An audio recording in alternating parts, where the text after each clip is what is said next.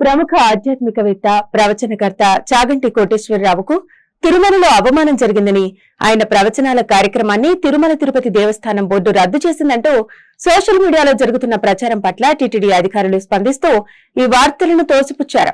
ఇక వివరాల్లోకి వెళ్తే, శ్రీవారి ఆలయానికి బయోమెట్రిక్ ద్వారా వెళ్లే సదుపాయం ఉన్నప్పటికీ ఆయన దాన్ని తిరస్కరించి ప్రముఖులు, సాధారణ భక్తుల తరహాలోని వైకుంఠం క్యూ కాంప్లెక్స్ నుండి శ్రీవారి ఆలయానికి చేరాలని, ఆయనే స్వయంగా శ్రీవారిని దర్శించుకున్నారని టీటీడీ అధికారులు పేర్కొన్నారు.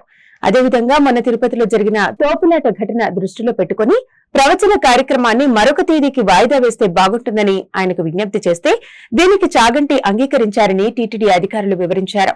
ఆయన ఇచ్చిన తేదీలకు అనుగుణంగానే మరోసారి ప్రవచన కార్యక్రమాన్ని ఏర్పాటు చేయాలని నిర్ణయించినట్టు తెలిపారు. అంతే తప్ప అక్కడ చాగంటి గారికి ఎటువంటి అవమానం జరగలేదని టీటీడీ దేవస్థానం వెల్లడించింది. ఈ విధంగా తప్పుగా ప్రచారం చేస్తే ఊరుకునేది లేదని, కఠిన చర్యలు తప్పవని హెచ్చరించింది.